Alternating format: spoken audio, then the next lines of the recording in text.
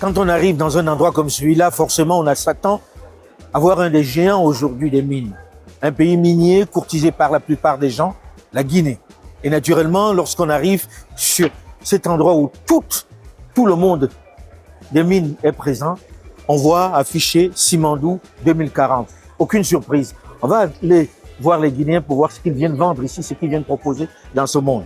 Ici, chaque pays a un peu son espace. Chaque pays minier naturellement.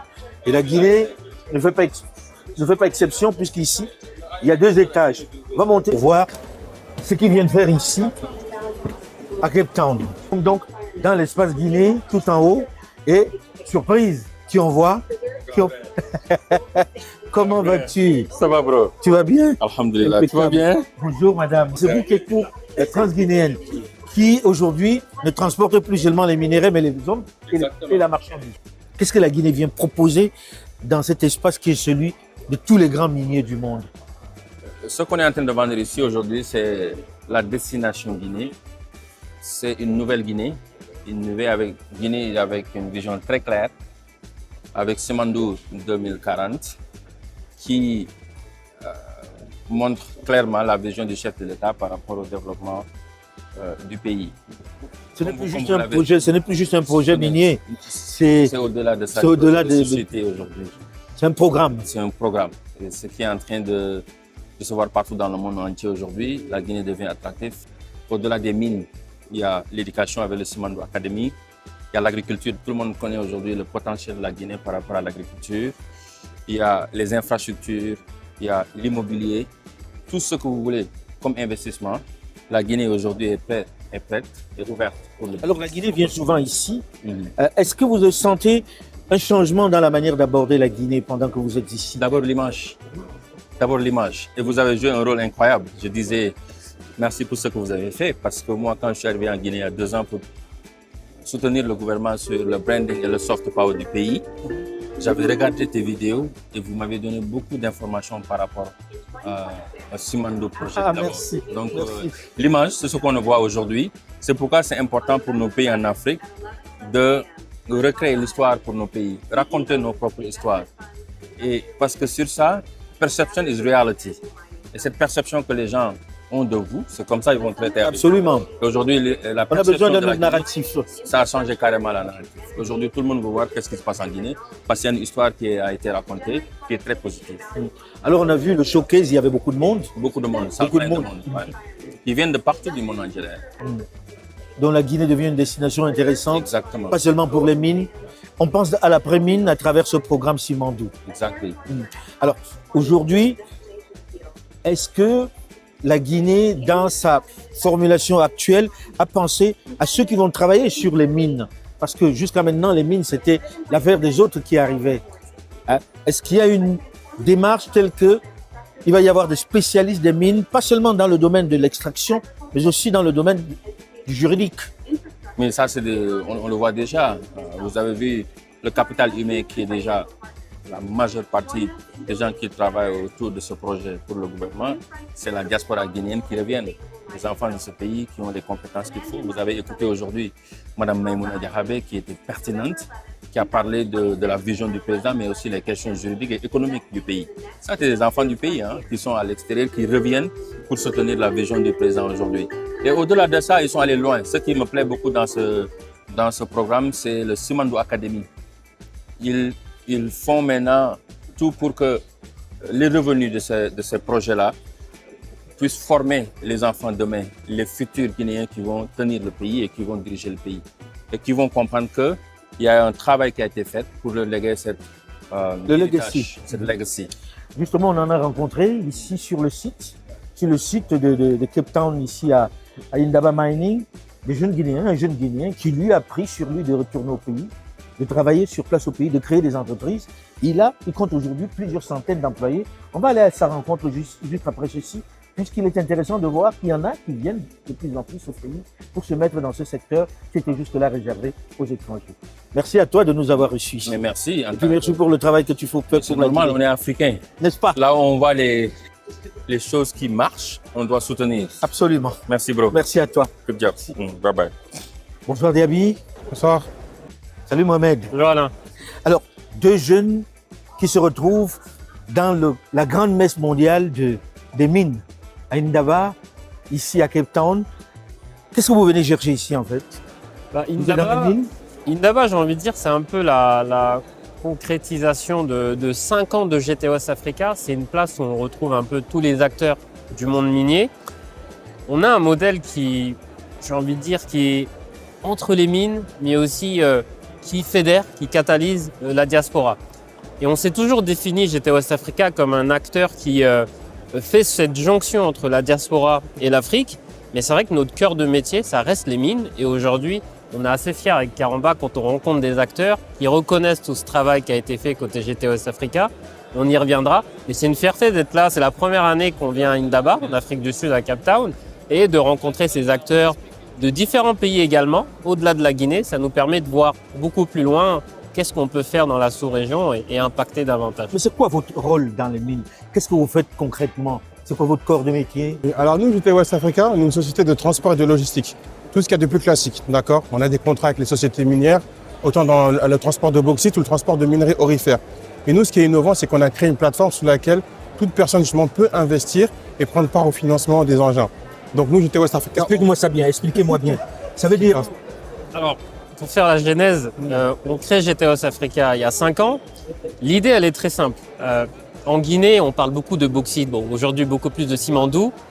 On parle souvent de scandales géologiques. On a vu le reportage. Ouais, ça nous a beaucoup éveillé aussi. Info, oui. On a beaucoup vu et on s'est dit, bon, nous, on est issus de la France, moi de région, lui de Limoges. Donc vous êtes deux enfants de la diaspora. On est deux enfants de la diaspora. Absolument, Deux enfants nés dans la diaspora, nés à l'extérieur. Nés en France. à Limoges, en France. dans la campagne française. Mon Dieu. Clermont-Ferrand.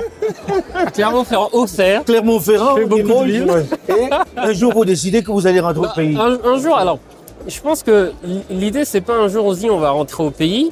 On s'est dit, mais attends, il y a un problème. On voit que le monde, il tourne bien en Occident. Et nous, on a des compétences. Moi, je fais une école de commerce, Kamba aussi, il a un background. On se dit, mais où est-ce qu'on a le plus d'impact? Est-ce que c'est ici en Europe ou est-ce que c'est en Afrique, entre guillemets, chez la terre de nos parents? On y va très souvent en vacances, en été. Bon, c'est bien, on y va un mois. Mais concrètement, qu'est-ce qu'on peut apporter de plus? Donc l'idée, on va dire, elle est née un peu de ça et de se dire, attends, il y a la diaspora, il y a 95 à 100 milliards de transferts de fonds. Il y a quelque chose à faire. Comment on arrive à catalyser ça? On parle du FMI qui envoie des fonds, on ne sait pas où ça part. On comprend pas. On sait jamais. Les banques en Afrique, on sait que les taux d'intérêt sont très élevés. Et nous, on a une certaine sensibilité, une certaine éthique avec l'argent. C'est comment on arrive à fédérer tous ces gens de la diaspora qui disent tout le temps on veut aller investir en Afrique, mais comment on le fait, où, dans quel secteur? Et c'est là que GT West Africa répond à un problème concret. C'est-à-dire, GT West Africa, je veux résumer si j'ai bien compris. Oui.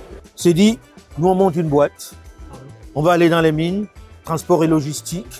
Si un bonhomme de la diaspora, une nana de la diaspora pour parler vulgairement, a envie d'investir en Afrique, il peut rejoindre GT West Africa. Il peut investir Absolument. dans des engins qui vont travailler au compte de GT West Africa. C'est-à-dire, vous donnez de l'argent que vous pour investissez dans financer les exactement. engins. Les équipements, c'est des asset back, on va dire financer des engins tangibles, des actifs qui ont Concret, des rendements très, très concrets, qui est palpable et qui travaillent dans les mines et en toute transparence parce que on s'est aussi dit mais c'est l'Afrique, il y a la confiance, on ne sait pas avec qui travailler, Oui, comment ça, c'est on le plus fait. gros problème. Et ça, c'est le plus gros problème. Beaucoup de personnes ont perdu de l'argent Donc, en investissant au Justement, on exactement. parle beaucoup de la crise de confiance. Et nous, GT West Africa, ce qu'on a réussi à faire, c'est de connecter les opportunités avec les attentes de la diaspora. C'est-à-dire que nous, avec notre présence sur le terrain, on a pu identifier les engins, identifier les acteurs et mettre en place une solution qui est adaptée. Aujourd'hui, les gens vont sur notre plateforme, ils peuvent investir tranquillement, on collecte les fonds, on fait l'achat des engins et on les achemine en Guinée-Conakry. C'est transparent, et on fait le travail. C'est totalement transparent dans le sens où on s'est dit, ok, il y a cette problématique où il n'y a pas de confiance parce qu'il n'y a pas de transparence. Comment on fait? Aujourd'hui, on a se sont fait à juste titre. Donc, comment on réfléchit pour, on va dire, déniveler un peu tout ça et s'assurer que les gens viennent investir en toute confiance? Aujourd'hui, on a des trackers sur tous les engins. Les investisseurs peuvent venir en Guinée même, aller dans les mines avec nous pour leur montrer ce qui se passe. Ces trackers leur permettent de vraiment suivre leur engin au day-to-day, nombre de kilomètres, consommation de carburant. Ah oui, c'est-à-dire que j'ai investi, Exactement. j'ai 3 engins, je suis capable de On a savoir une ce plateforme. que ces engins font. Précisément où ils sont, il y a des reporting mensuels Donc on a vraiment essayé il y a cette discipline, cette rigueur de dire, c'est des, entre guillemets les gens, c'est des néophytes dans les mines, on sait que les mines ça fait peur. Oui, parce que quand on dit mine, généralement, jusqu'à maintenant, c'était les grandes compagnies internationales qui étaient dans le domaine. Est-ce que vous avez gagné la confiance de vos dirigeants? Alors, c'est un point qui est intéressant. On a toujours voulu plus ou moins être indépendant. Non pas qu'on ne veut pas forcément être vu comme une entreprise forcément liée à l'État, mais c'est de se dire, aujourd'hui on est en Guinée, on vient d'ouvrir le Sénégal, on vient d'ouvrir le Burkina. Le mindset, c'est on fait du B2B. Parce que les sociétés internationales, on peut dire tout ce qu'on veut, mais quand c'est l'heure de payer, elles payent. Et nous, on a besoin d'embarquer nos investisseurs sur un chemin balisé avec des acteurs qui connaissent, qui ont un savoir-faire.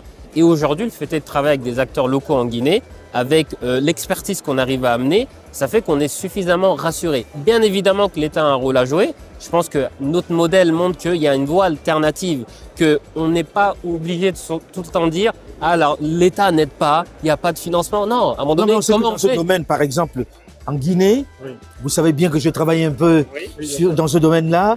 En Guinée, il y avait quand même pas mal de magouilles, surtout sur le transport et la logistique, qui appartenaient souvent à des pontes du régime et qui, à la vérité, ne revenaient pas aux nationaux. Est-ce qu'aujourd'hui, vous nous garantissez que quelqu'un qui vient chez G-West Africa, investit, ne va pas voir son argent s'en aller et ne va pas perdre le marché parce qu'un ponte du régime a décidé que non, c'est sa chasse gardée? C'est une très bonne question. Aujourd'hui, on a plus de 500 investisseurs partout dans le monde qui nous font confiance. On a commencé depuis 2021 et il y en a beaucoup qui ont eu déjà leur retour sur investissement. Comme disait Mohamed, il y en a beaucoup aussi qui viennent sur le terrain. Et nous, au fait, ce qu'on a réussi à mettre en place, c'est vraiment la confiance. Par rapport à la diaspora, aujourd'hui, le principal frein en fait à l'investissement, c'est la crise de confiance. Et nous, avec notre transparence, le fait que les gens viennent sur le terrain, qu'on a des contrats, que tout est vraiment partagé, c'est ça, au fait, qui fait vraiment la croissance. Parce que nous, on parle beaucoup de la confiance au cœur de la croissance. Et ça, aujourd'hui, nous, on est vraiment de fruits de ça. Ça, ce qu'il faut savoir aujourd'hui, c'est que GT West Africa en Guinée, c'est 200 collaborateurs. C'est plus d'une centaine d'équipements et on a cette façon de travailler qui est très agile. On ne dépend pas d'un seul acteur minier aujourd'hui. On est aussi bien en Haute-Guinée, en Basse-Côte, ce qui nous permet d'avoir une certaine autonomie et une certaine agilité dans la manière dont on place les engins et sécurise les investissements des gens qui nous font confiance. Définitivement, vous êtes rentré au bled alors? C'est ça. On peut dire ça. On a encore beaucoup à faire. Non, on est là, on est très bien ici. On est beaucoup en Guinée, ça se passe très bien et on ouvre le Sénégal dans la même logique, on ouvre le Burkina dans la même logique parce qu'il y a un terrain, il y a des opportunités et on veut être positionné avec ces gens de la diaspora. On parle beaucoup de démocratiser l'investissement minier. Parce que, tu disais tout à l'heure, c'est vrai que c'est un peu la chasse gardée des grosses sociétés minières. Tout à fait. Mais nous, en tant qu'Africains, qu'est-ce qu'on fait là-dedans? Et je pense que la méthodologie, c'est d'y aller progressivement. Ces grosses sociétés ont un savoir-faire qu'il ne faut pas négliger. On est là pour apprendre, mais on est là pour se dire demain, on est capable d'opérer des mines en toute transparence avec le savoir-faire qu'on aura accumulé ces dernières années. Ben, je vous souhaite bon vent. Hein. Merci beaucoup. On va revenir vous voir. Avec grand plaisir. En espérant que vous donniez envie à beaucoup d'autres jeunes de la diaspora de suivre votre exemple, parce qu'on avait toujours l'habitude que ce soit les jeunes partis du bled qui retournent au bled. Pour nous, vieux parents, quand on regarde que vous, qui représentez nos enfants, qui nous sommes de la diaspora, vous retourniez, et ça nous fait chaud au cœur en tout cas. Merci. Bon courage. Merci. Merci. Merci, David. Hein? Bon courage. Merci. Ça fait plaisir de voir cette jeunesse de la diaspora revenir prendre part à la transformation que connaît le pays, saisir l'opportunité qu'il représente. Ils sont de plus en plus nombreux à prendre le chemin du retour.